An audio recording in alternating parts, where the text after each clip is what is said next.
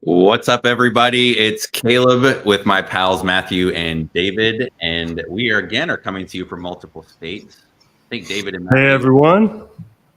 Classic location. So Matthew's in Arizona, probably 190 degrees there today. Oh, yeah. It's not a cool day. Let me look at the weather real fast. Let's see what it is. It is. Wait, before you tell us, Caleb, you want to take a stab? Who pays for dinner next time? Okay, 112. 112? Okay, I'm going to guess whoever's closest, right? Yeah, we're not playing this without going over nothing. Okay.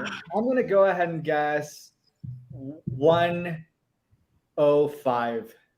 105. It surprised me, actually. Supposedly, it's 101 right now. I figured it would be hotter than that. David got way too excited. I will say, though, I think tomorrow is supposed to be 110 or 111, so you should be right tomorrow. But today is a little bit. It's on the cool side today. So dinner is on Caleb next time we meet up. It's hoodie weather here right now, I guess. I feel like it's always on you, so not much change. That's fine. We got you. I am coming to you live from Arkansas, or Arkansas, as the locals, I think, call it. I'm not really sure. I'm visiting some good friends. So if you remember, episode maybe 5 or 6 was from here as well. I'm in their office. So this is some buddy of mine, Mark and Nikki. So thanks for their hospitality. And they are small business owners, and they're over here cranking away to my right. So if you hear some chattering or answering phone calls, that's what's going on. They run a construction business, kitchens and baths. So if you're in Northwest Arkansas and you need a kitchen or bath, tell them the Book Flipper referred you, and they will either take care of you or charge you double. I'm not sure which. So again, let us know where you're calling in from. We got a couple Facebook comments, which is good. I know that Facebook's been not promoting us very much recently. So I don't know what our own group. How about that? It's our group. They should give us some love. Well, we have a fantastic guest. It's a wonderful young man, and we'll introduce him shortly. We're excited to have him. He's one of the more energetic fellas you're going to meet. And so we're excited to hear his story. I think he's old enough to drink, so I'm pretty sure we can have him on our Books and Bourbon series.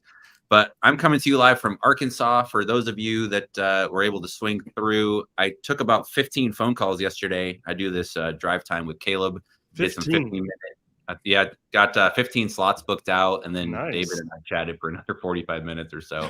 So thanks to those that did call in. It was kind of fun. I got to hear a lot of different stories where many of you are at in your Amazon selling adventures.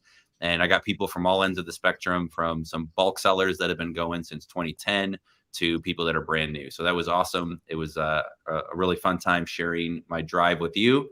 I'll be driving back to Indiana on probably Monday night and Tuesday. So stay tuned. If you follow me on Instagram, you should be following me. If you're not, it's at the Book Flipper, and I'll be posting some links there probably Sunday or Monday to lock down those slots as well. Completely free, just a fun way to break up the drive and hear from lots of you as well. So Allie, stay tuned. Check out Instagram. Make sure you check out my stories and be ready for that as well. So anything new in your world, David? I feel like we just got to hang out about a week ago, which was great. All right. So Matthew has the cool lights in his background, and then last week you had your cool lights. Hold on, give me a second. Oh, he's got like disco ball in the ceiling now and everything. It's here. Hold on, ready? This is gonna be good.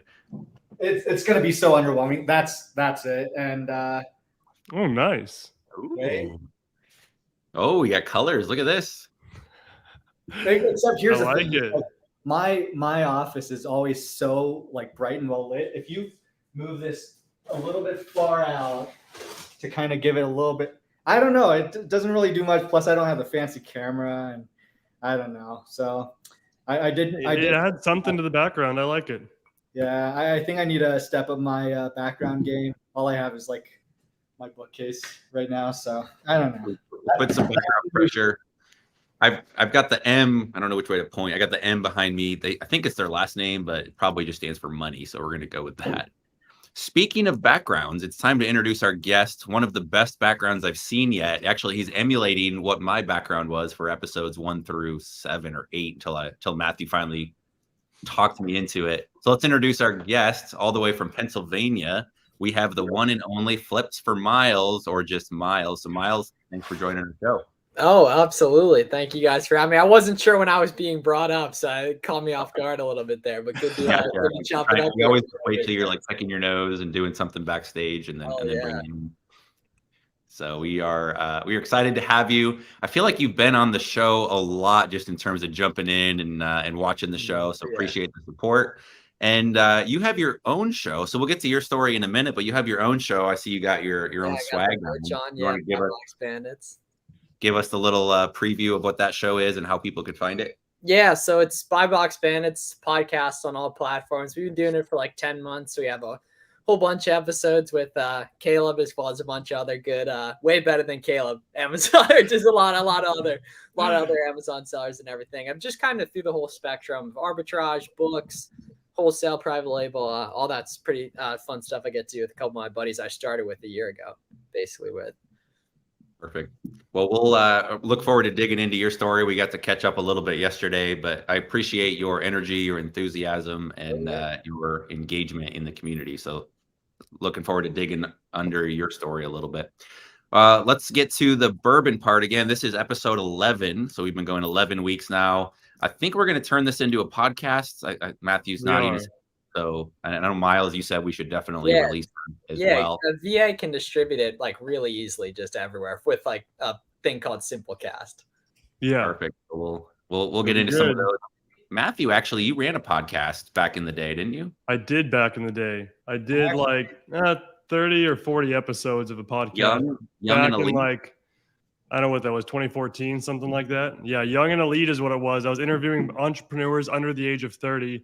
Specifically, what my goal was is to figure out how people got successful young. And so I just went to the Forbes 30 under 30 and emailed every single person on the list. And surprisingly, most people were willing to do an interview. So I got a bunch of these successful entrepreneurs under 30 and talked to them about how they were able to be successful early on. So it was a really, really fun way to learn the ins and outs of entrepreneurship at an early age. And I'm really glad I did that. So for those 30 to 40 episodes, it was very helpful. Matthew, I don't know if I told you, but I actually, before I even met you, I actually listened to one of the podcasts. I think it was with a glass girl, the girl that did. Yeah, she does glass in Denver, wasn't it? Yeah. Michael Glass. Yeah.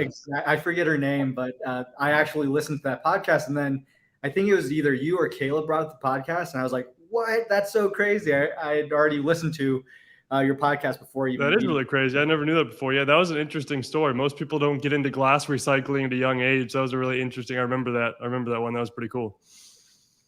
Well, I'm glad you interviewed me back then because I'm no longer even close to 30. So I've passed that. I'm no longer young. I don't, were you were one of my first three? Were you my very first guest or one of my first three? I forget.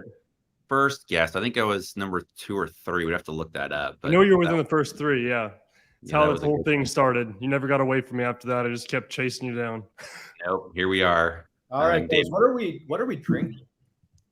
Well, first of all, I'd like to introduce, we do have a sponsor as well. I've been trying to get a sponsor for the show. And this is an unpaid sponsorship. This is just how much I love it. And Matthew and I were talking about it pre-show. So we are sponsored by homestarrunner.com. And for those of you that are over the age of, well, if you're under the age of like 28, you probably have no idea what this is. So go check out homestarrunner.com. Miles, I promise. Homestar Runner, I'm just curious. I don't know. Is it a game? It looks like a game. Oh boy, no. This is one of the original.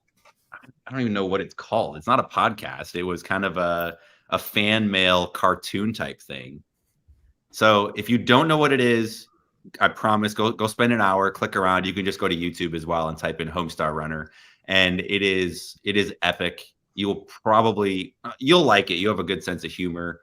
Some other people might just think it's a waste of time. But you'll like it. You might lose a few points of IQ, but it'll be worth it for the experience. So it is definitely working.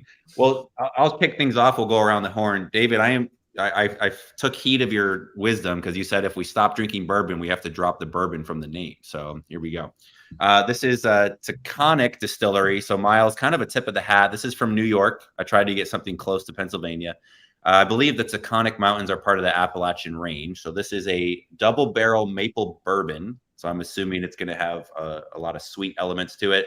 It's 115 proof, so it should have a little bit of heat. And I went to their website to learn more about them. And I think they said they're the official bourbon of Maxim magazine. yes, that Maxim magazine. So I don't know if that's good or bad, but that's what I will be sampling today. Nice.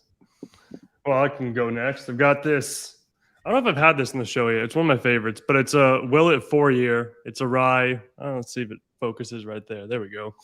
Yeah, Willet 4-year. It's 110 proof, so you beat me by a little bit there, Caleb. But it is up there too.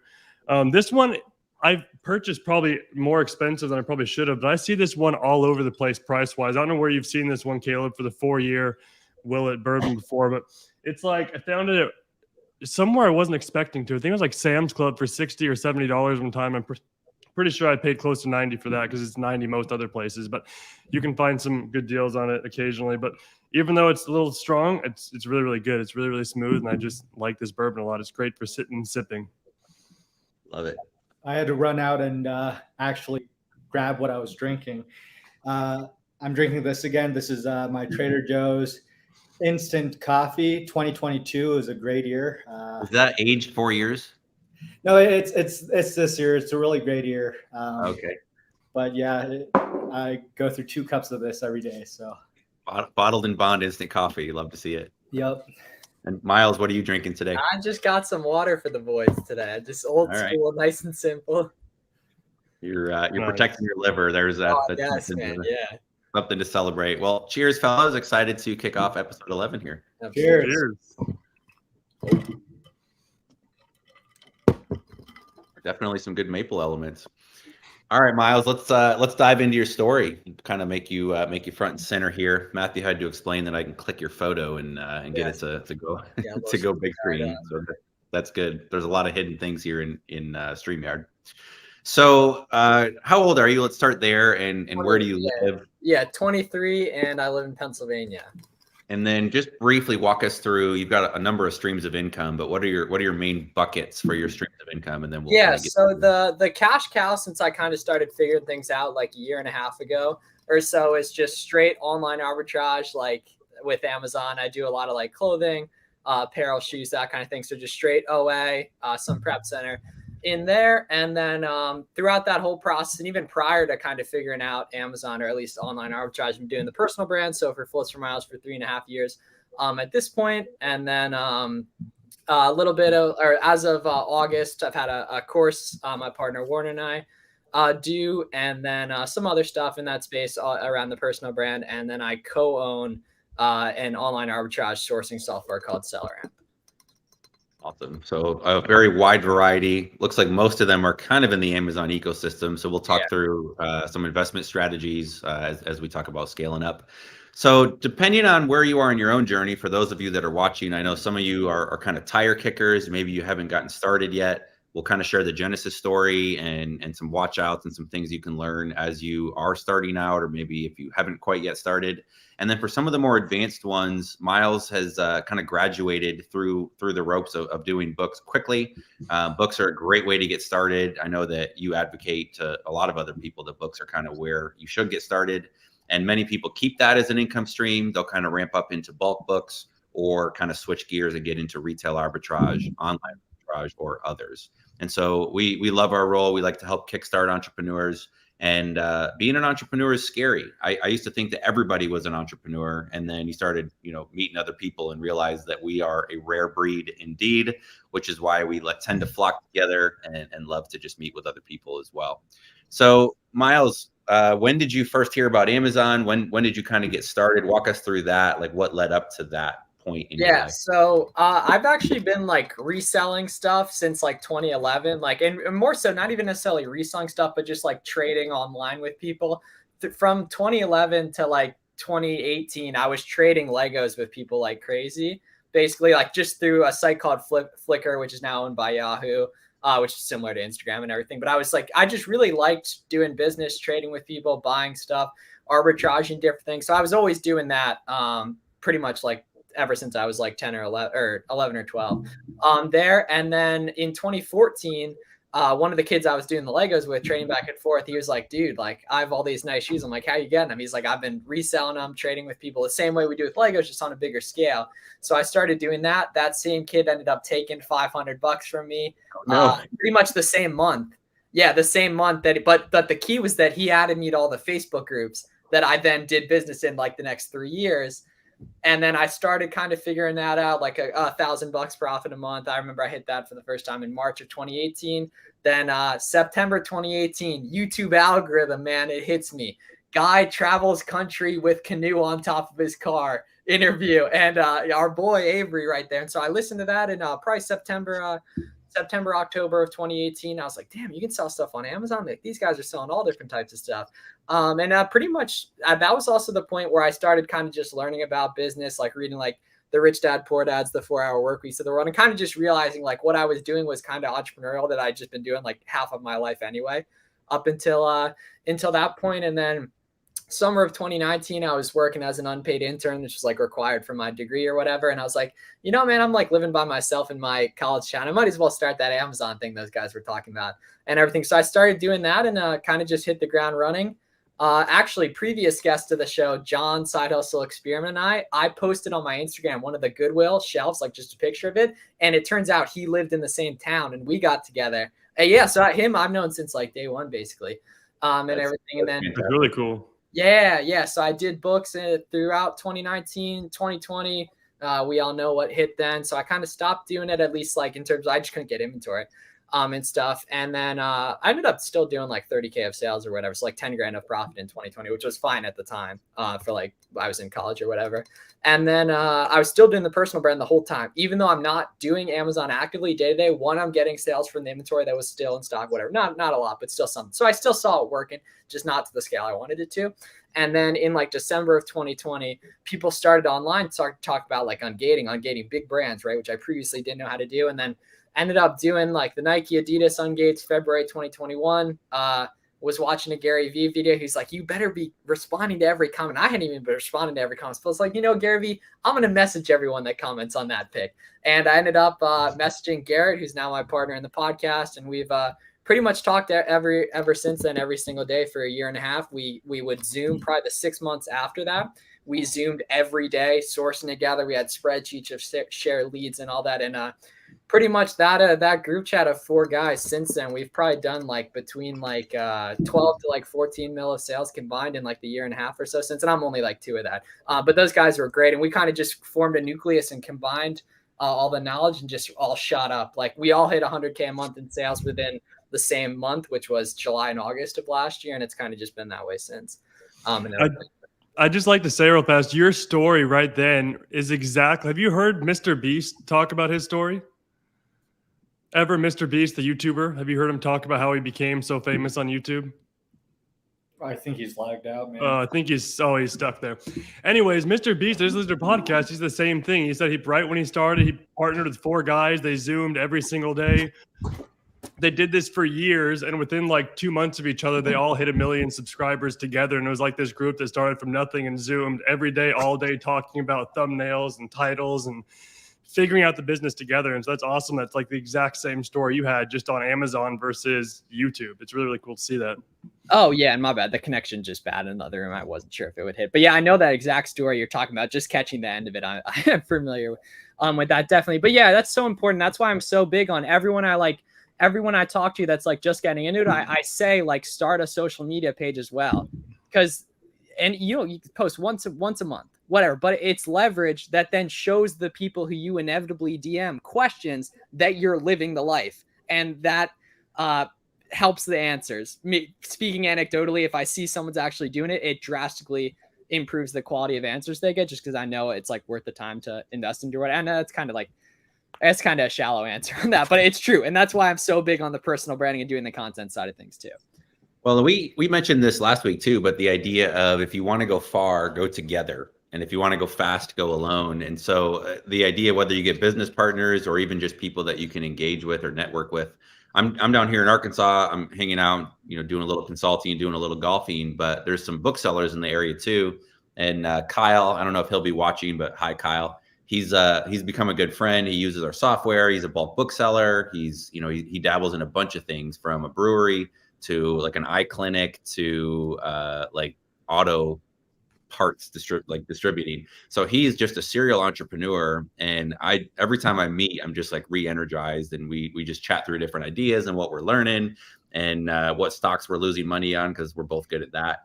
But the more you network with other people, the better. And for those of you that are shy or maybe more cautious to do it, that's a beautiful idea that you can just use like Instagram and Facebook. You don't have to be super social and outgoing and go to events. Miles, I think you and I met at the Miami meetup, and if you can attend an in-person meetup, that's huge. Because if someone sees your face on social media and then meets you in person, that just adds that much more credibility to who you are, and that just kind of furthers and deepens the relationship. But if you're not a great in-person talker, that's fine. You can still kind of have your presence out on social media, and that's going to lead to, you know, deals. It's going to lead to meeting the right people, getting the right ideas, and so that's huge. I know Gary Vee talks about that quite a bit as well. So let's dive back all the way to the beginning. You were 11 or 12 years old doing Lego trading. Like you didn't have a car, you can't drive at this point. Was this all through the mail, or how were you like? How did I actually walk through the specifics of like the first little bit of making money with Legos? You might no. Yeah. And we froze him right at a great spot there, but he'll be back here in just a second. Yeah. He was about to answer. There we go. Oh, my bad again. I don't know why it's being poor, but yeah. So literally I just like mailed a check for the first time. But the thing was like, the same way there's a reseller community, there's a really big Lego community too. And there's like all types of conventions and stuff. So that was like a really big part of my life for a while. And I can still keep in touch with a few of the people, but yeah, I was just like trading stuff with people. There's like, the same way there's like, you know, Scat IQ is like a proprietary software to Amazon sellers. There's proprietary like Lego tools to Lego people. And we would trade a lot of those. They did a really good job commanding demand for it. So it made a lot of scarcity on stuff, and they were just such a hot commodity. It was so fun. But yeah, and then eventually just did that for a few years. And then people were talking about shoes. Like, let me try that. Dude ended up taking a bunch of money from me. But I think that was probably the best $500 I've ever lost. Well, good thing you didn't give up. I'm sure that felt like a pile of money back then, and it'd be easy to kind of play the victim card and say, hey, this isn't for me, and I should just go get a traditional job. Now, you've got a little history of entrepreneurship in your family. Do you mind sharing a little bit about that upbringing? Yeah. So my grandpa was really successful, and that like it was kind of a thing where like when we visit them, which it was lucky we still get to and everything, like it's a different level of like lifestyle and everything. So I kind of see what happens if you like really go hard for a while and really invest in stuff. So that's cool to see. And he was the entrepreneur route, and then my dad and mom are employees and everything, but still like very conscious of like, you know, the stuff we talk about and everything, excited about what I'm doing and everything. So I'm kind of like a risk of like a mix of a very conservative nature of, you know, like saving money and such, but with the risk taking in my active income of like being an entrepreneur and such. Yeah. Billy says the guy that stole your money is watching the pod right now. Dude, oh man. And what's crazy is like, I wasn't doing it to make money, so I didn't really care. Like I was pissed, but like it was, I don't know. And I was also like 14 or like 15 or whatever. So I honestly didn't really care, but weird. I like still kind of keep in touch with them too. It's like, it's so weird. Like it's a weird relationship and everything, but like every few years, like for some reason I end up like talking to him. That sounds like a toxic relationship. I'm just going to advise you. I know. Yeah. It's weird. Clear. So at what point did it change from kind of the hobby and the thrill of the hunt in terms of just finding Lego sets and completing them and kind of making the trades? At what point was the aha moment where you said, wait a second, this could actually become something that makes money for me? Yeah, so I was doing the shoe stuff a lot more seriously in like 2017 and 2018 because I was at college now, so I couldn't do any of the Lego stuff, which was like previously my main hobby. And the big thing was that in 2018, so I did freshman year was 2017, 2018.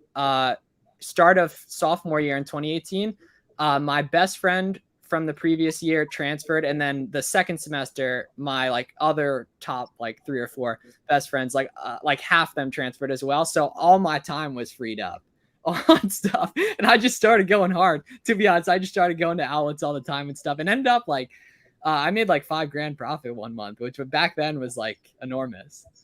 Well, especially in college when most kids don't have a lot of cash. Oh, yeah. And what were you studying in college? I went to a liberal arts school, so just like the standard like business major or whatever. And was there a goal to do something else other than like run your own business? So it was like the first year I had no idea what I wanted to do, like 2017, 2018. And then come like 2019 and late 2018, when I started making a little bit of money, I started like learning about online business and like the different paths that exist, but I had no idea. Like I never even got hit with Ty Lopez ads like back in the day. Like stuff like that's like I really, really was not in it at all. And then like 2018, I was like started thinking of you know, I can probably do this if I can sustain it and everything and grow it after that. And that's when I started taking extra classes to graduate early. And then COVID hit and like I started like figuring out kinda, and then right when I finished college, early December 2020, it was like February and March and April is when I started figuring stuff out, and it's kind of been like decent ever since then and grown. Yeah. I love charting kind of the path and the history of entrepreneurs from, they call them like woodshed moments. So you're going along a path and then you learn about something, whether it's shoes or like online arbitrage or books or what have you. And there's a million ideas. Matthew and I joke all the time that you can make money doing anything. And I really like wholeheartedly believe that. And I haven't found any counter examples yet. You can turn anything into a business. You talked about Legos. There's a couple kids that went to my college. I think it's called Beyond the Brick. And they're really I know those guys. Like those guys are awesome. They wouldn't know me, but I know them from like those guys are awesome. Yeah. Yeah. So they go to like shows and they do these crazy builds and they document it on YouTube, and their YouTube channel blew up to the point where they're making like probably 5 figures a month off YouTube. I'll send you the link to, I have a couple Beyond the Brick interviews over the years, actually. Okay. I think it's two guys, right? So I don't know. I've been out of it for like 4 years, but there were 2 guys and then they like split, and both are cool though. Both were really cool. And I assume there's a couple guys now, but yeah, those guys are awesome. Yeah. I think it's the right name. I didn't meet them, but they're, I went to a small liberal arts college as well. And they're from my school. They were kind of featured in one of the magazines. So you can do whatever you love. I was watching, I think it's either Billions. That's a great show. If anybody hasn't seen it, it's phenomenal. It's on, I think it's on HBO. You can find it on Hulu. And then I was watching, don't put me on the spot. Something about Lincoln Lawyer. It was an old movie with Matthew McConaughey. Now it's a TV series. And one of the things in there said, like, the 3 things you got to figure out in life is, what do you want? What do you believe? And when are you going to take action? And one of the hard parts is just figuring out what you want. That's an important piece. And so it's kind of fun tracing the history of entrepreneurs and saying, hey, here's an idea. You can make money doing it. Is it time to take action? And then decide whether to jump in. And I'm a huge fan of just tinkering. Try something. Try flipping books. Try flipping shoes. Try doing a blog. Try doing a YouTube channel. Try all these different things and see which ones you enjoy, which ones get traction, and then kind of go further down that rabbit trail and see what happens. So when did you sell your first item on Amazon? Let's jump back into that. Yeah, it was probably 3 years ago this week or 3 years ago next week. Okay. And what was the first thing you sold on Amazon? Yeah, so it was all books, dude. I mean, for whatever reason, I was like scared to sell anything. I couldn't ungate anything, so I did all books the first year and a half, pretty much. And is that because you saw the Canoe Boy video with Avery? Yeah, pretty much. And that was I like learned about all you guys then. So I've been following all you guys for a while and everything. But it was pretty much that I just didn't think I could sell anything else. Like the ungating methods weren't out there the way they are today. Yeah, so kind of it's funny how the market and the landscape has changed in just 3 years. Like 3 years in tech and e-commerce, especially with COVID happening, is sort of an eternity. So Definitely. All right, so you were in college at the time then, and where were you getting the books from? Were you kind of leveraging the on-campus experience and working for your buddies, or were you going to thrift stores? Like where were you sourcing? Yeah, kind of all of it. I was doing a lot of thrift stores. I was actually lucky that the college I went to is much closer to a major city than like where I live now. So like that was cool, or not major city, but it was like kind of state capital of Pennsylvania. So it was like kind of, but yeah, a lot of thrift stores. And then end of semesters, I was grinding books, like annoying people like crazy on stuff. And all those were the people that didn't believe in me now, or didn't believe in what I'd be able to do would work. And luckily it did and everything. But yeah, it was kind of everything, all the above, a lot of the different strategies outside of bulk. Did you ever dumpster dive in the college dumpsters for books? Oh, no, but there's like all types of stuff. Like there was a lot of creativity involved in it. Definitely. All right, let's hear. So for those that are kind of just getting started, I know you're not doing books as much anymore. Do you mind sharing some of those like creative tactics that someone else? Oh yeah. So hey, I live in a small town. I can't find books. Yeah. So my parents are teachers at a private school, so I've gotten a ton from that over the years. Facebook Marketplace, like posting on Snapchat and everything. And then, yeah, I would have like people on certain teams like text like the group chat, say who has textbooks, like hit up my boy here. What I actually probably made a couple $1,000 doing that. That was pretty effective at the end of the semesters. Yeah. So networking, kind of leveraging your friends, so to speak. Oh, yeah. And were you doing any merchant fulfilled, or was this all FBA, kicking it all out to All warehouses? FBA. Yeah, I just didn't know any better. I mean, now I do a ton of merchant fulfilled, especially seasonally. But yeah, back then it was just all FBA.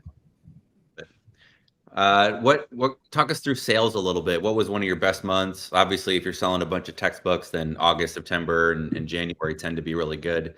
Was there like a really good month where you kind of said, hey, wait a second, like this could be my future after college? I actually really don't think so on the books. I just knew that online business would be it, you know?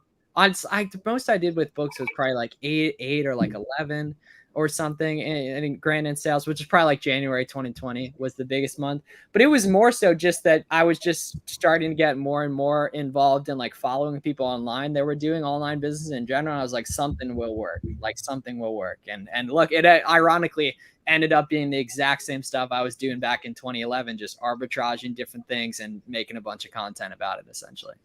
Yeah, it's funny. I think it's fascinating how the jobs you have in the past sort of lead into the jobs that you have today. A lot of the skills I picked up working for an orthopedic company doing marketing are literally apply. I actually helped build an iPad application the first year that an iPad was created and came out.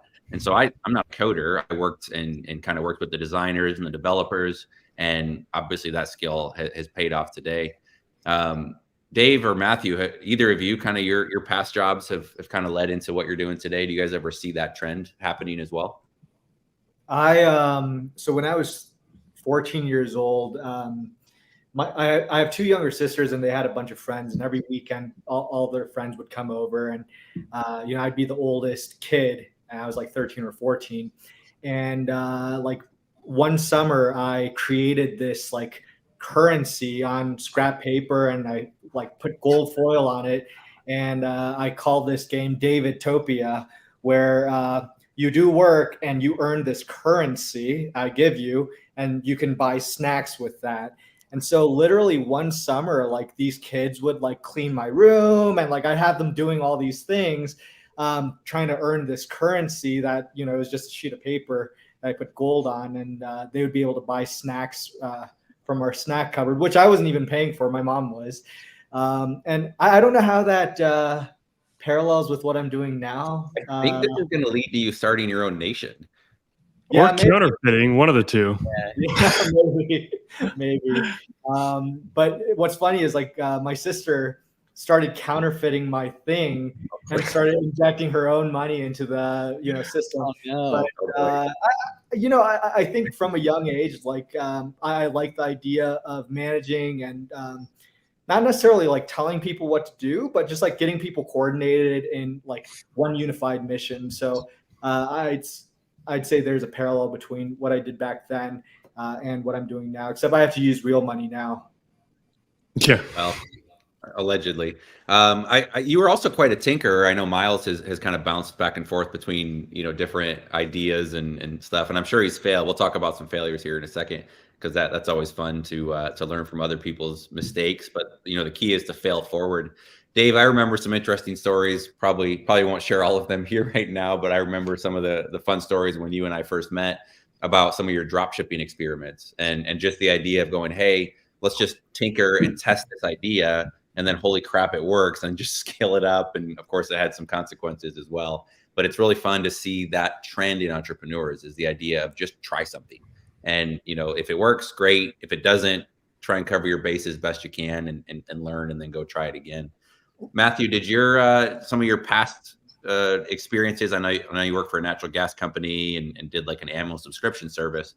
Any of those things, do you see some parallels into what it led you to today?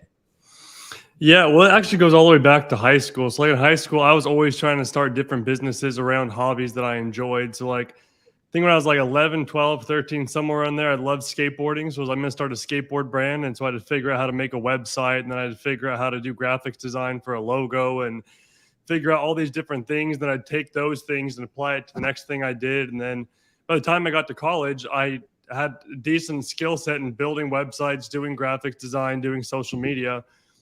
So I just sought after jobs that allowed me to do that and got better at that through college. And I was able to get my job at that natural gas or the welding and gas supply company because they had an opening for marketing. And I said, they're lacking in digital marketing at the time in their business. So I said, I can do digital marketing. I've got these skill sets. I've learned how to do this.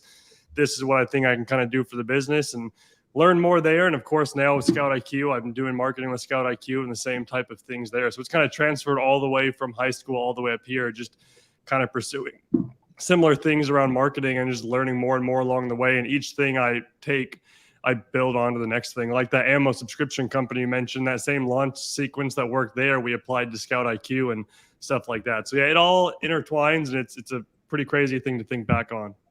Yeah. So for those of you that have day jobs still, or maybe you're dreaming of being an entrepreneur and haven't jumped in, I think one of the important takeaways is just perfect your craft, whatever that is, whether it's marketing or engineering or whatever you're working on, whatever your passions are, explore those, dive in as deep as you can, because those skills, we learned this in college, they really emphasize what they call transferable skills.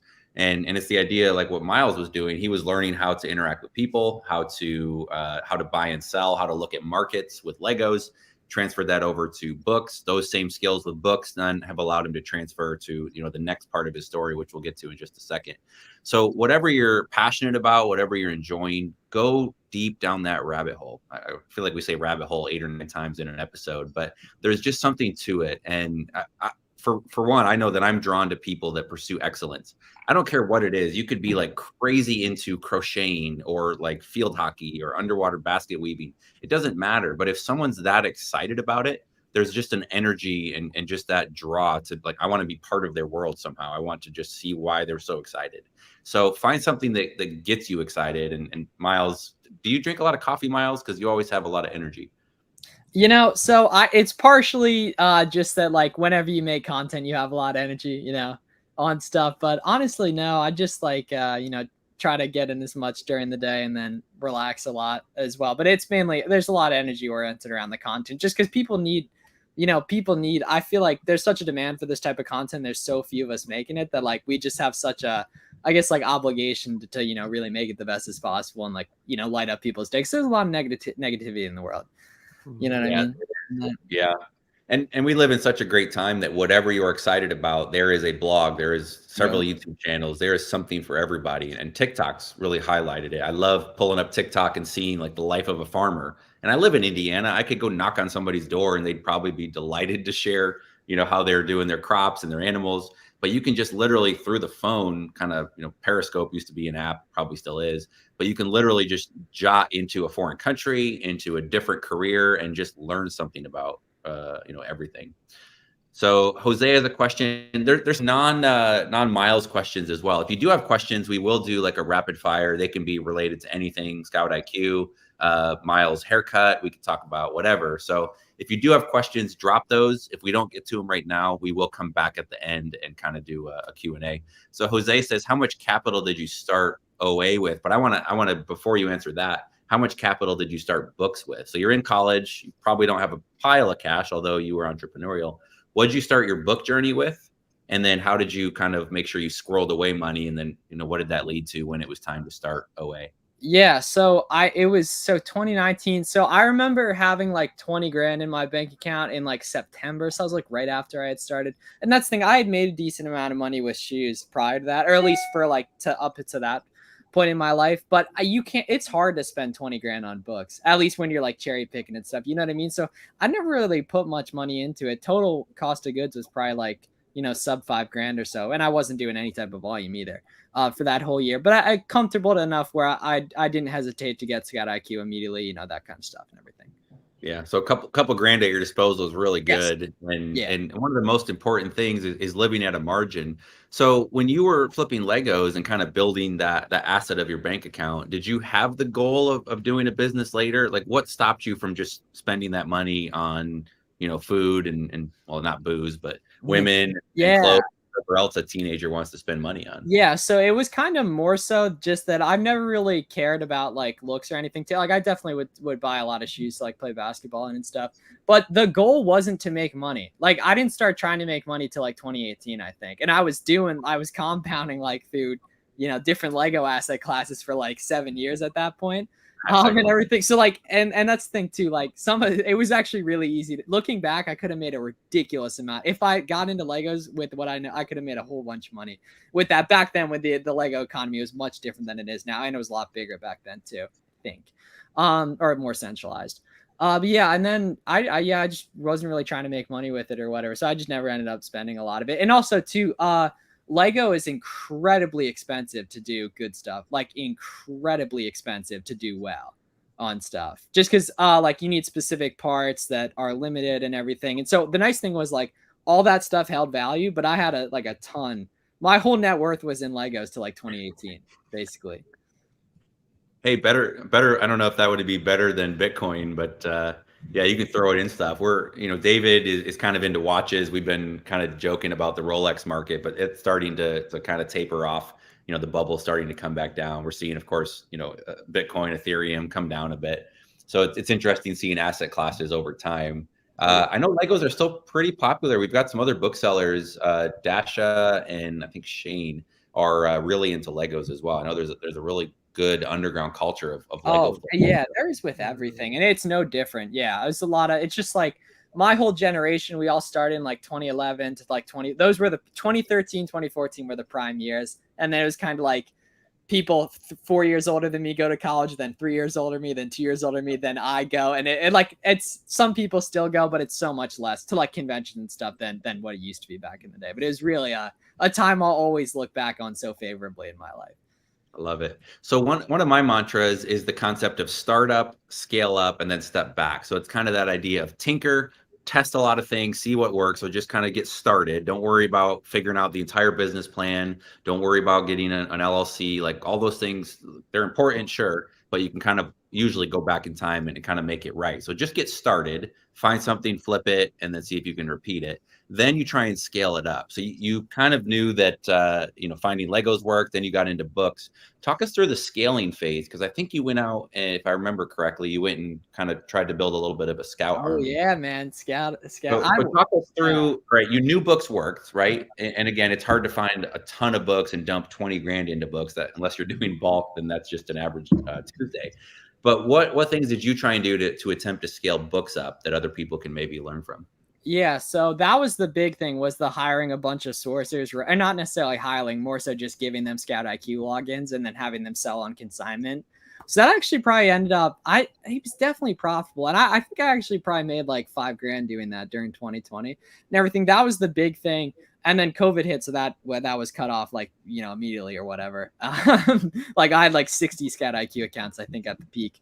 Now, were you leveraging your Instagram platform to find these people? Definitely. Oh, yeah, definitely. You couldn't put 60 people locally to go find books. No, it was all over. Yeah, Facebook, Instagram. Yeah, definitely.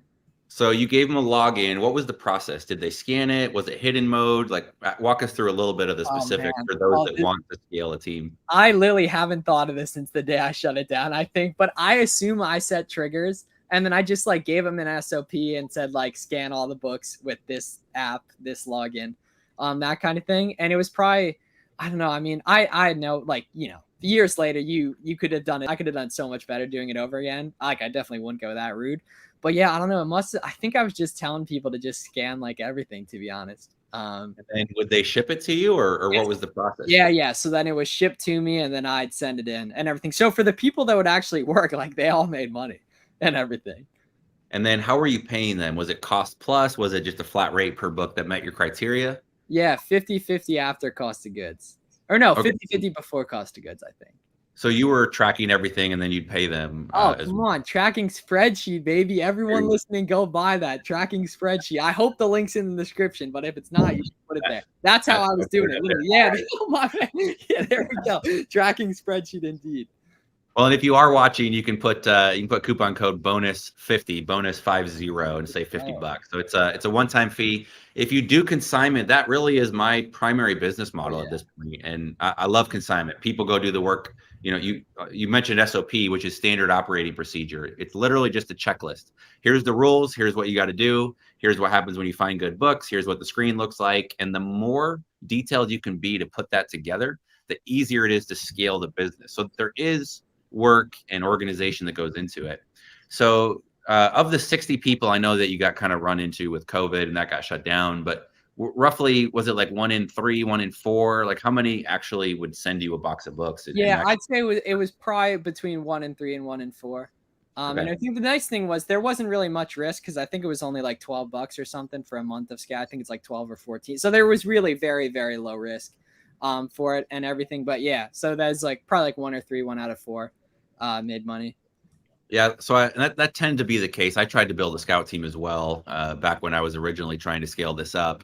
And I think at my peak, I probably had 12. It wasn't 60, but I probably had 12 to 15 scouts in like 8 different states.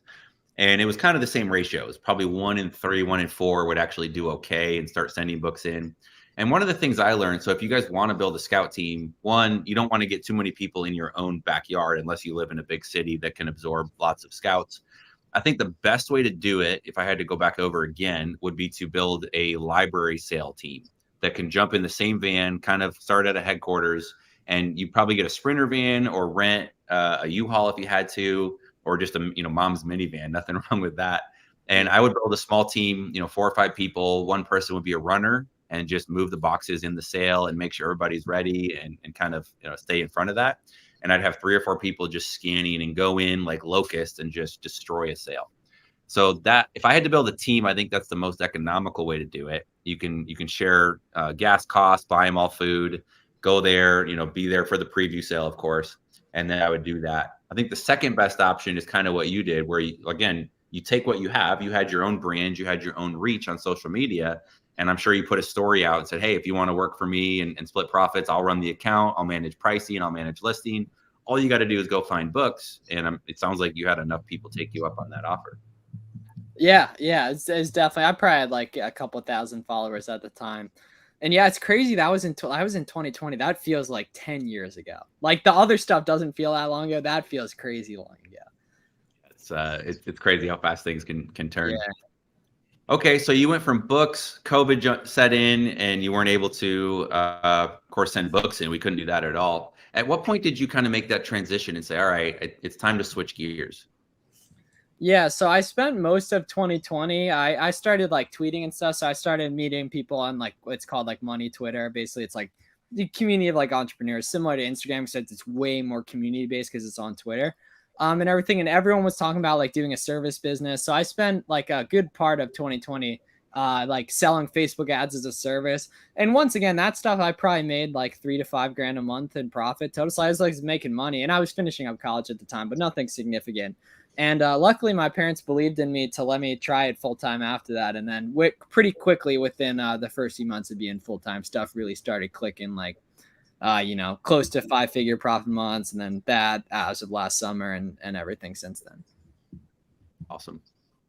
So you have an Amazon course. Do you want to talk through that a little bit and kind of give a plug and what prompted you to do that? You're kind of inviting competition on one hand, right? Yeah. So basically similar story on the just DMing people. Warner and I, and actually a bunch of other people I know now, we would have Zoom calls last year all throughout the spring. There was a group chat with like 30 of us, and I just plug a Zoom link. Everyone would join and everything. And then Warner and I started a Discord together and did that has like 20,000, I think it's like 28,000 members now and everything. And it kind of just made sense to put something together and structure it right. Give a money back guarantee, make it good and everything, and just, provide a good quality product. And we launched that in February, and that's been doing well. It's a bunch of people finding success with it and everything. But yeah, so we started that in February. It's like, I think month 4 or 5 or so, and that's going well. Fantastic.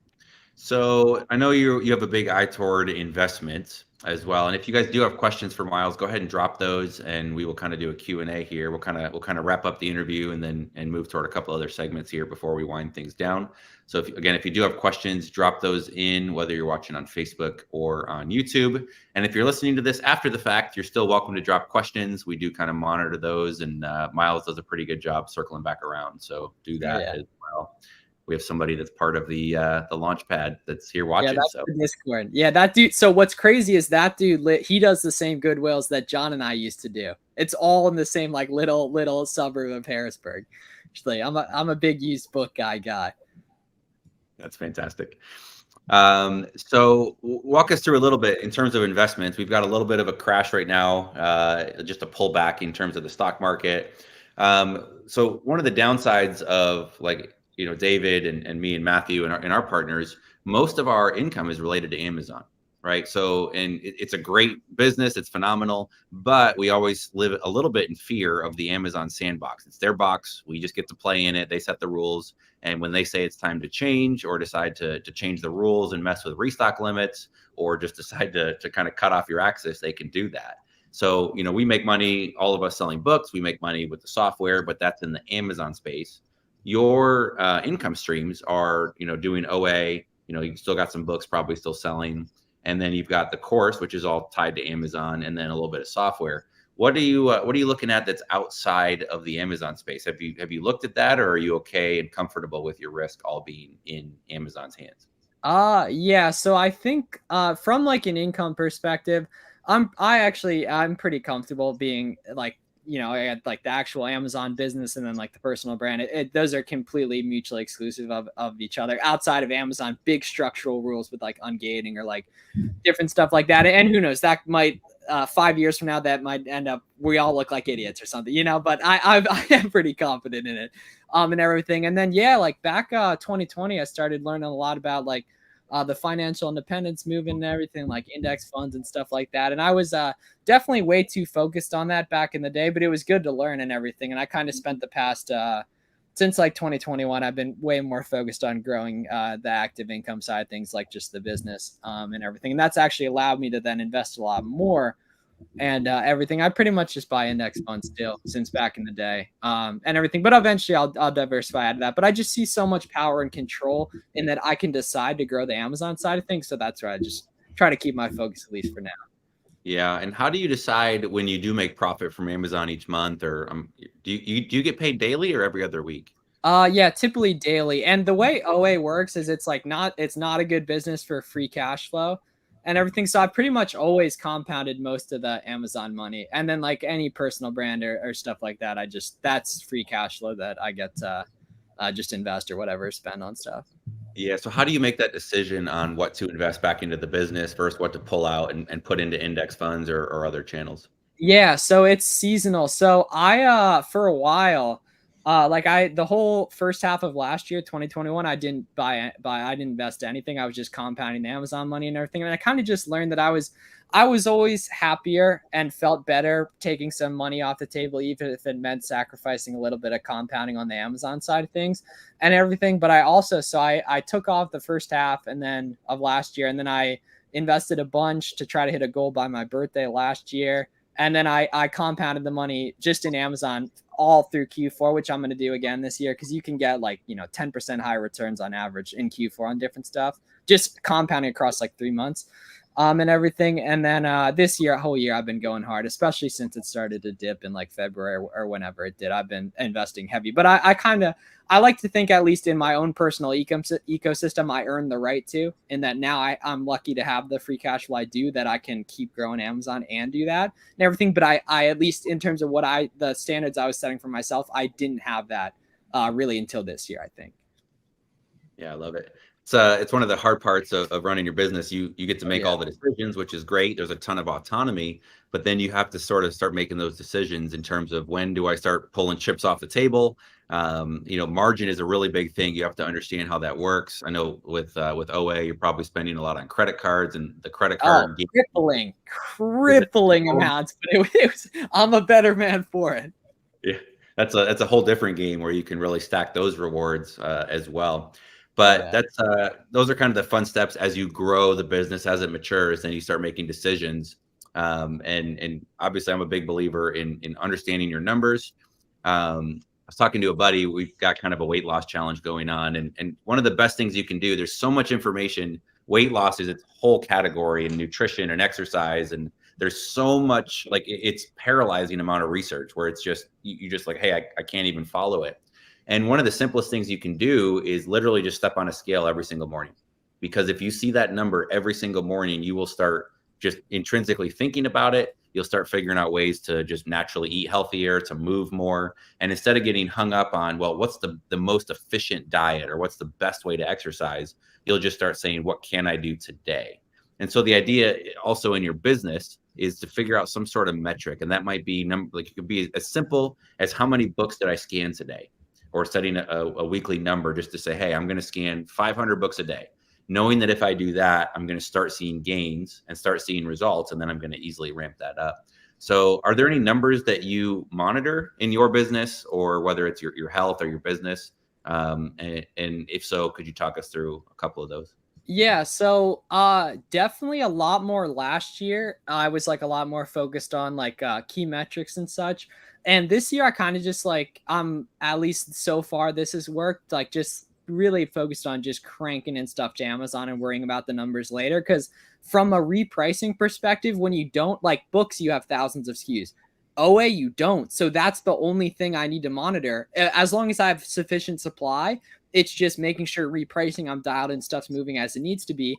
And I know the ROIs, I know the fees, I know the buy costs all in my head on some of this stuff because I've been doing it for like a year or so, because there's not a lot of variance in SKUs and everything. But honestly, not really. I'd say the stuff I'm looking at the most is, definitely daily sales and such in Inventory Lab, going into the back end and just scrolling through sales and making sure the repricer didn't go wrong. Changing the repricer a few times a week based on what I see moving and what I see not moving that I need to move. And then just like active units in Amazon. But obviously like net profit at the end of the day is the big one and everything. But I kind of see that as a result of everything else, me making sure I'm doing what I need to be doing with everything else. Yeah, if you can kind of figure out the key levers or the early indicators, leading indicators, that can kind of help you as well. Oh yeah, and I actually gave a terrible answer. They had the one that really matters is spend, and that's the one I actually really track. So I don't know why I had that all backwards, but monthly spend is the big one, and daily spend. Because that's sort of indicating that you're feeding the beast and kind of getting the inventory that you need. Absolutely. Hey, I've got a question for you, Miles, real quick. So we're in the book space, and so for us, even though we both sell on Amazon, I'm sure we have completely different challenges that we face just working in Amazon sandbox.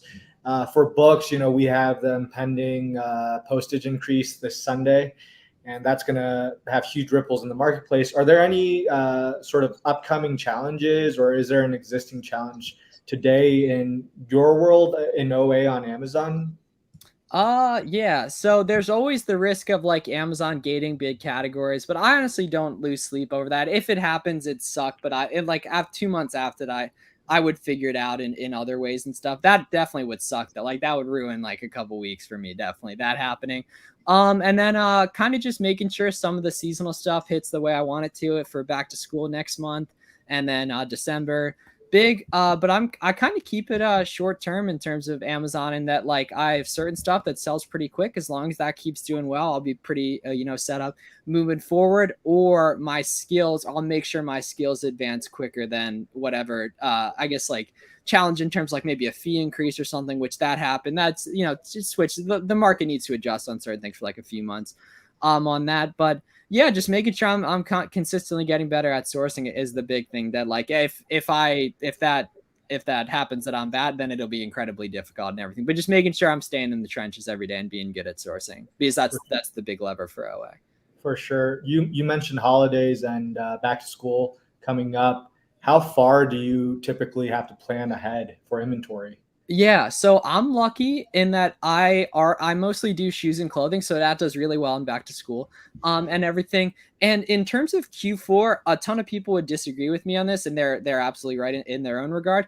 I'm not a super huge fan of buying different inventory for Q4, just because pretty much everything goes up a lot in price. during Q4. So a lot of the stuff that's working now should continue to work, at least the way I think it will. But I also buy some toys and such, and that's like now and in a few months ago and a few months in the future, I'll be loading up on some toys that are kind of a little bit more hit or miss in terms of Amazon going out of stock and stuff. But I'm willing to take a risk in terms of what I think the returns can be and what the return rates have been in past years on that. But a lot of people are big fans of like holding a bunch of stuff for Q4, and that works. It's just personally not what I'm trying to do on stuff, but there's a lot of validity to that model too, and it's just not personally what I like to do.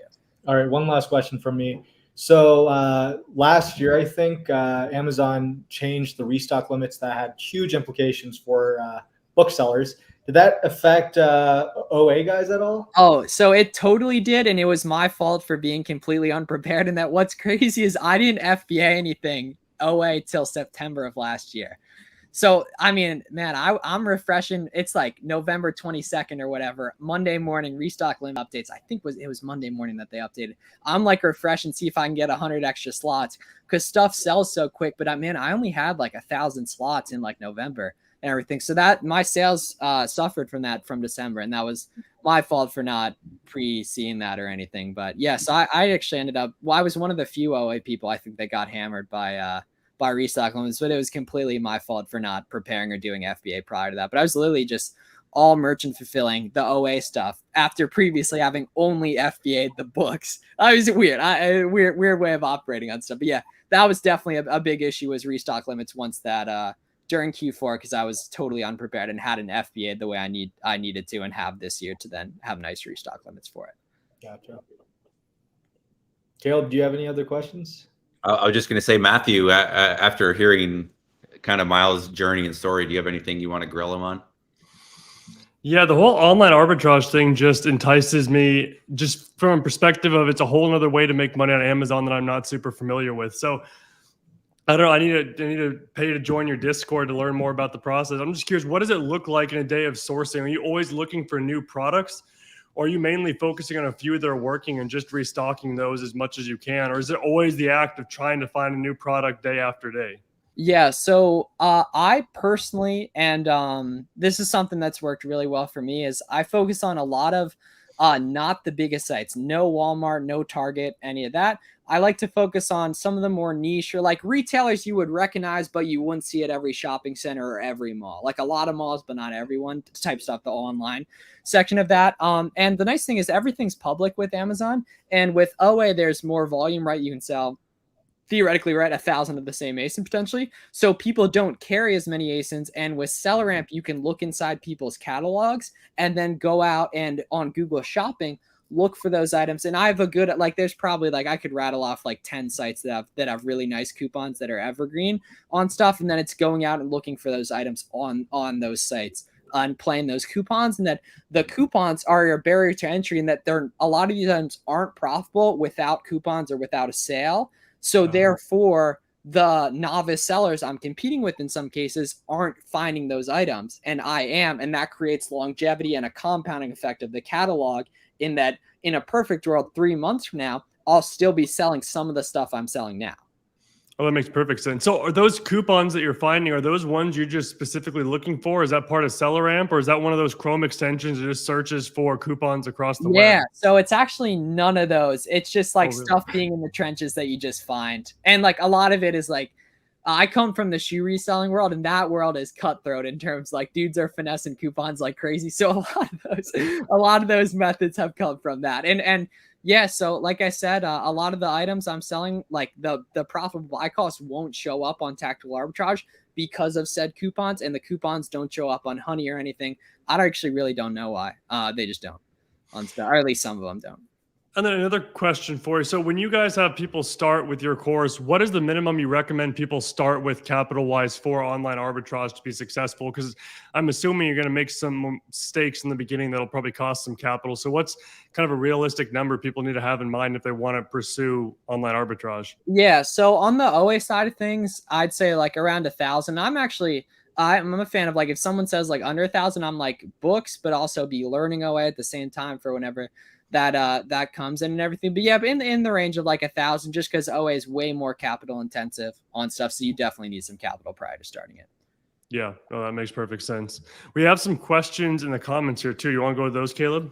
You think? Yeah, I got one last question, and All then if you guys do have questions, go ahead and drop those in, and we'll get to those in just a second. We have one more segment to get to. My last question for you, and then we'll kind of jump to our geek out moment, is if you had to go back and start all over again, you obviously had this journey of kind of like stair steps where you've kind of taken steps forward, you've kind of seen what works, you've learned the ropes with books, and then you've decided to apply those same skills elsewhere.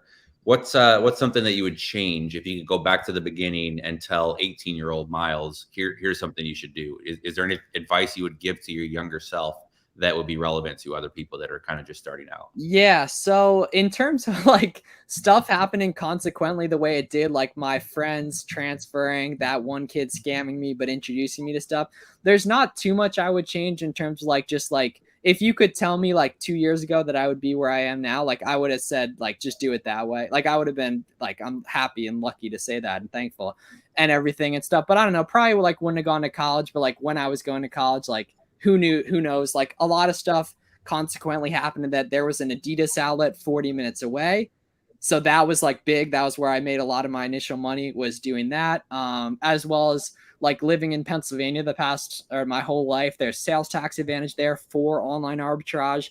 And then doing like the personal brand for like 3 years without really making much money from it. And then that like exploded from once I learned how to monetize it correctly this year and everything. But yeah, I would definitely say start documenting early, start making content earlier.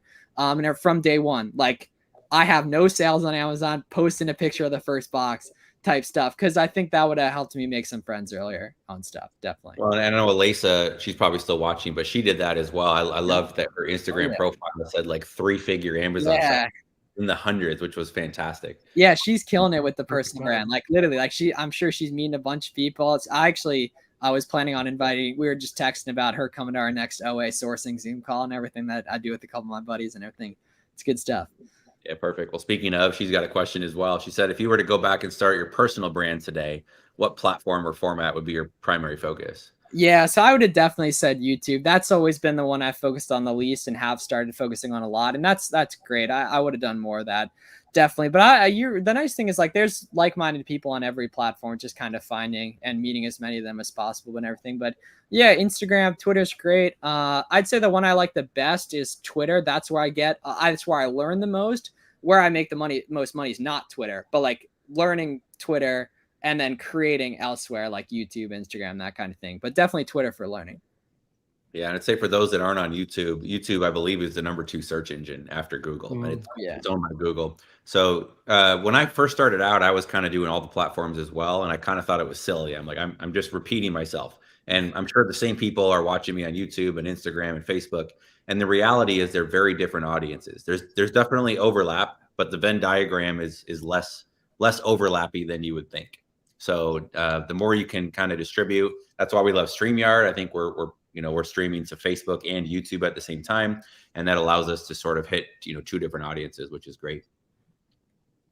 So cool. Well, thanks for jumping in. We're going to switch gears just a second, and then we'll come back and do some questions and wrap up. We're going to switch to a section called the Geek Out moment, and this is not necessarily business related. This is just something fun that the interesting people. It's always fun to hear what people are nerding out or geeking out about. So we'll kind of go around the horn, and we'll actually start with Matthew, and then just kind of go. We'll go counterclockwise just for kicks and giggles. But what are you learning recently, Matthew? What's something that you're geeking out over the last couple of weeks or so? Well, this is probably not something most people watching would find extremely interesting, but I have. So a couple of days ago, I had a little consultation thing with a company called Hyros, which does tracking for customer conversions and ad spend and everything else like that. And I'd heard of a few different companies like them. I knew of them for a long time because I followed their founder since way before he started that company. But I was going through that platform and seeing a demo of it. It's just amazing the way you can track a customer journey from the first time they see you to the first time they click to where they actually make a purchase from, and all the different ways it can be lost along the way if you don't have something tracking it from start to finish. And so it's kind of an amazing tool to see that I didn't think was fully developed as much as it is, and it has as many features they had. So that was a cool thing just from a marketing perspective to see. But also David, when David and I were in Denver with Caleb a little while ago, we were talking about Webflow and a few different cool features a website had. And it prompted me this week to go and see all the different updates Webflow, which is a website creation tool that we use for Scout IQ and stuff like that. If you guys make websites or want to make a website, Webflow is awesome. But I went through and looked at all the past updates, and there's so many things they've added that I want to start implementing on all of our websites and stuff like that. And it's just amazing to see how fast technology adapts, and things you thought weren't possible before now are just a few clicks to be able to do what you thought you couldn't before. So that's just been a cool thing. I've been going down the rabbit trail of those two things, Webflow and Hyros, and this kind of marketing and customer journey this week, which has been fun. So I got a lot of thoughts for you, David, and Caleb tomorrow on our call. So I'm looking forward to that. Awesome. Miles, what are you geeking out over lately? Yeah. So, and this is like, it's kind of weird and everything, but I've just been kind of geeking out over like the idea of just like really spending a ton of time in nature and everything, and how that at least makes me feel. And I think it makes a lot of other people feel really good and stuff. So I've just been doing a lot of that. I'll like just go like shirtless. There's like a river near my house. I'll go just like wait around, or put like a beach chair in it and just like sit there, eat some like frozen strawberries or whatever. But yeah, I've been doing that a lot, and that makes me feel fantastic and stuff. And it really kind of like, it's crazy like that's free when that makes me feel better than like a lot of stuff that costs a lot of money does and everything. But yeah, just like I guess kind of holistic health or whatever, but just yes, really nature maxing and such. Do you find you have a lot of thoughts that come to you when you're just sitting out there in nature? Yeah, and I take a lot of calls out there and everything, and that's just good. I feel like because I can do that just as easily. I can do it inside, but it just also like makes me feel much better and everything. But yeah, definitely. Is water the biggest draw to you, or are you just hanging out in the forest and stuff? I would say it's mostly the sun, like as much like exposure to the sun as possible, and such. And what's crazy is like I'll go out on like a Saturday at like 2 p.m. or whatever and won't get sunburned, just like chilling for like hours and everything. I don't know, like I used to, and for whatever reason I just haven't. And I don't know if that's like some weird voodoo like power of the mind stuff or anything, but I don't know, maybe it's definitely that golden tan, I guess. Probably, dude, I guess something like that. Well, I love anybody that has, the ability to work remote. And one of the best things about being an entrepreneur is it allows you to change up. There's something about an environment and changing that, whether it's a good view of nature. I love to travel, because if I'm just in my home all the time, you just kind of get stuck in a rut. And somehow being on a plane, meeting different people, I'm down in Arkansas, it's different vegetation, different, everything. Somehow that just kind of jostles the creativity. So that's awesome that you can take calls out in nature. Oh, it's amazing. Yeah. People probably look at me like I'm crazy, but it is what it is. I was going to say, I can just imagine like you with a launcher in the middle of the thing, and you're just like taking calls. And dude, like, literally. Yeah. Dude, see, all my friends think I'm insane because I always answer it there whenever like I call them or they call me or whatever, most of the time. Dude, I would freak out if I was like hiking and then I saw some dude like taking calls, eating frozen strawberries, half naked in a river. Yeah, dude. You kind of stare at people. You're like, get out of my office. Yeah, seriously. That's awesome. Dave, what are you geeking out over? All right. So right now I am almost done with this book called Delivering Happiness by Tony Hsieh of Zappos. Rest in peace. And yeah, rest in peace. And I mean, man, what a powerful book. And man, if you're an entrepreneur and you care about customers, and you should, because they're the livelihood of your business, read this book. And man, it's so great. And the crazy thing is like, I didn't even pay $3 for this. I just found it in one of the boxes. Oh. And what's even crazy is I was like looking at the publishing page, and it's the first edition, first printing, which is pretty cool. I don't know if it's worth anything, but yeah, no, it's such a powerful book. I'm just like blown away. So yeah, I'll have to read that. It's a great book. We probably should talk more about books, since it is a Books and Bourbon episode. We should talk about what we're reading, but I'm glad you're finding something there. For anybody that ever meets Matthew, David, or myself in person, ask us about Tony Hsieh's llama. We got to meet his pet llama. We unfortunately never got to meet the man, but it's a good story. There's a little bit of shame. We kind of snuck away from one of our own events, Turn the Page event in Vegas, and snuck away to a secondary party. But yeah, ask us about that story. It's a good one. It's a good in-person story. In terms of what I'm nerding out about, I've been kind of on a health kick this year, just trying to understand the idea of going upstream. So we obviously know that, eating whole foods and veggies and fruit and meat and those things are good. David would disagree with me on the meat frontier, but in general, like we understand what makes, good decisions, and working out and being active is better than not. I've just been experimenting with a lot of things this year, and this week, actually yesterday, before I drove down to Arkansas, I had a blood draw, and it's kind of a holistic doctor in town. He's a chiropractor slash, more Eastern medicine, I would say. It's more foo-foo and less science, but there is a lot of science. And was just looking at the blood and the cellular level and the energy that's in my red blood cells, white blood cells, looking at the platelet function. And so it's just fascinating looking at the cellular health. We kind of identified a couple, like a lack of oxygen, some just blood infection type stuff, like bacterial type things. And so I've got literally a pile of supplements that I'm taking right now, and we're just trying to go upstream, because I could lift weights, I could eat better. And if you don't take care of your cellular health, that's an upstream thing that impacts everything else. And that's a big thing in business, but also when it comes to health, is what can you do upstream that impacts a lot of other decisions downstream. So I am very much an amateur. I am very unqualified to even mention red blood cells, for example, but it's been fascinating digging into that, finding experts in different fields, whether, it's blood sugar or just blood health or anything. So I encourage you, especially if you're younger and you don't think you need to worry about health, start researching that now. That'll pay dividends. The benefit, like what Miles is doing. He's a young fella. I look up to you in a lot of ways, Miles, just in what you've accomplished so far. But the fact that you're doing that, you're setting aside some money, you're able to make some of those decisions. Those are going to pay massive dividends down the road as well. So whatever you can do upstream, whether it's business, whether it's personal, whether it's health, I would just challenge everybody to try and make those best decisions that you can. So we will take just a few questions here. We've been going just over an hour. Thanks, Miles, for being here. Thanks for sharing your time with us. That is your most precious. Thank you guys. Yeah, definitely, man. That's an hour of your life you'll never get back. So thanks for sharing it with us. It's immortalized on YouTube. So definitely pain is not had in vain, I guess. It'll live on and on for the 800 people that decide to watch it eventually. But and thanks for those that are watching as well. We'll take a handful of questions here. And again, if you want to drop questions even after the fact, if you watch this later, by all means do that. Miles, how can people find you real quick before we wrap this up and take questions? What's the best place for people to find you and kind of follow your journey? All right, so I'm going to point, and I always get it wrong, but I did it wrong. Right here. Okay, right there. Flips4Miles, just flips the number 4 miles on all platforms. I swear, you saw like on the replay, I'm like picking out which one is it, and I did it wrong. Got it right though. Yeah. Oh, he's got it big on the screen now. Nailed it. Yeah.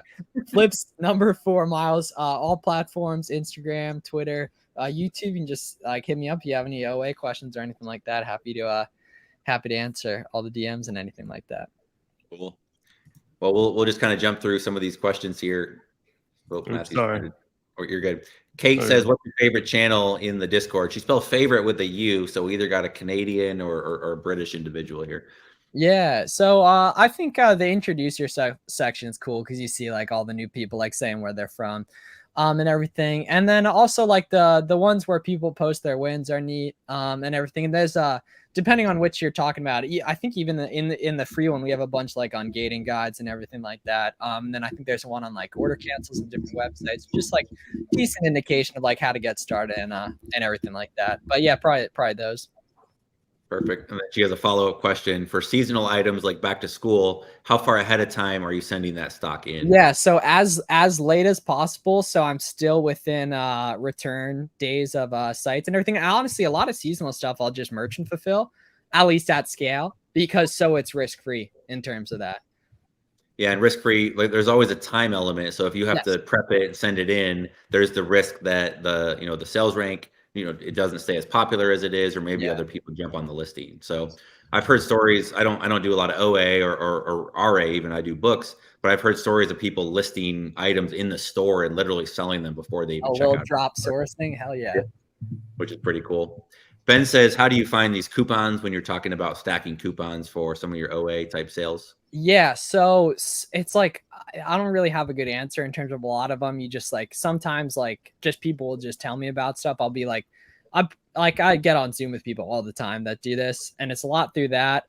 Maybe different, like sometimes they'll pop up on the website like enter your email for 10% off, enter your phone number for 20% off. And then like Kohl's Cash is another kind of thing where like if you just understand how to play it, like Cole's Cash is a great example of one of those. But it's a lot of email sign up coupons, new account, 15% offs. You can get unlimited email addresses using something called a catch-all, like just catch all, one word, which is cool. So that's helpful getting one of those set up and everything. But they're honestly sometimes hiding in plain sight, and sometimes they're really hard to find. It just came from years of being in the trenches with it. Yeah, a lot of it is like learning to think like a marketer. So where is a marketer trying to get, new users, getting someone to buy for the first time? So a lot of times we'll see that, like, sign up for our email list or so think like a marketer. It's kind of a game. A lot of this, I say game a lot. Some people take offense to it, but it's the idea of just trying to find opportunity and learning what can sell. And yeah, it is business, it is life, but there is a fun element, and I think that's important to keep in mind. Billy Flip says, I'm guessing this is an inside joke, but he says, I tell him that on FaceTime like once a day. Like, we need it. Like, he'll send me I see so much of Billy in myself. Like, it's crazy. We're 3 years apart. I started 3 years ago. Like, it's crazy how much it aligns. He's content heavy and everything. I've always been content heavy. It's a beautiful thing. So yeah, Billy, great example. Comes out of nowhere, making a bunch of content. Like, within a month of him starting, he's like, I'm pretty sure he hadn't even had too many sales, and he was already in our group chat with like all of our buddies now and everything. And he's, I would say gonna have some 5-figure profit months later this year if I have anything to say about it on stuff. So he's a good friend and helps with it. Billy came to Miami this year as well, right? That's what I'm saying. He it's great. Yeah, I love it. If you are on the fence about going to an in-person event, whether it's one we put on or Avery or anybody, just do it. I know it's scary to put yourself out there, but I guarantee meeting someone in person there's just something about that human to human interaction that is just hard to put a value on it. So go do it.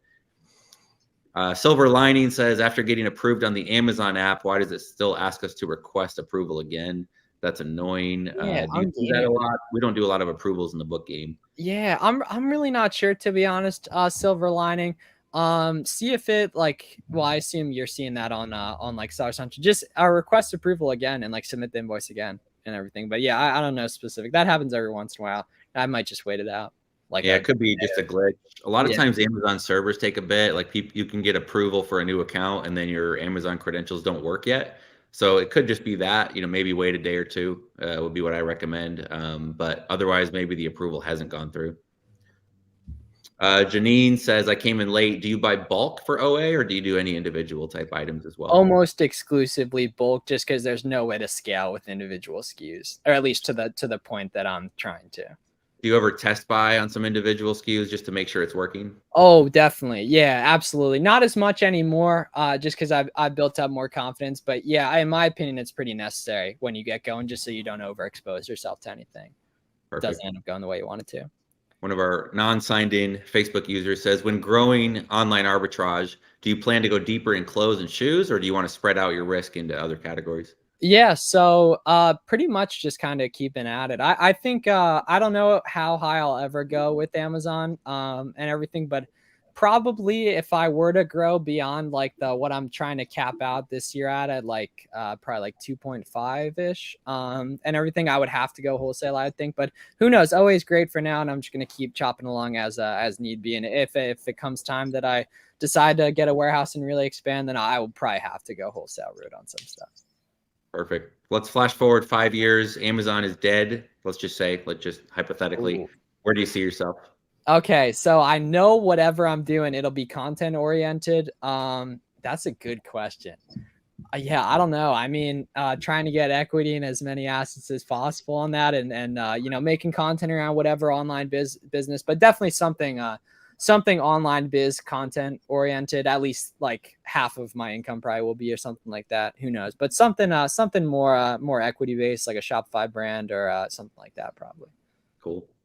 Well, I can't thank you enough. Thanks for coming in here. Thank you, guys. Fantastic interview. Seeing it seems like a 30-year career compressed down into 3. We're excited to see where you end up next. And thanks for your enthusiasm and energy. That's always good to see. Thank you, guys. Absolutely. This was a lot of fun. Thanks to everyone listening too. Yeah, definitely been inspiring to see your journey. It's great that you've documented it so well, because it's cool to be able to see that, even not talking to you personally, just watching you on Instagram and seeing where you started back when we met, like whatever it was at Avery's first Miami event, I think is what it was. just to seeing where you're now, it's really inspiring. So yeah, Thank definitely you. look up to you, like Caleb said as well. It's just really cool to see that journey and your work ethic. Inspiring. Appreciate it. Cool. Well, with that, we will conclude episode 11 of Books and Bourbon. Thanks everybody for being here. And don't forget to visit our sponsor, homestarrunner.com. Again, pseudo sponsor. The check is in the mail, I hope. But again, tune in next week. We do these every Thursday, typically at 4 p.m. Eastern. And if you do have any guests that you would like to see, drop me a line on Instagram, drop me an email, caleb@thebookflipper.com. Alisa says this, thanks. This is our second favorite episode. I'm assuming her favorite was herself. Pretty good. Very ego-oriented, but understandable. So thanks for being here, and thanks everybody for watching. We'll catch you next week for episode 12. Have a good night.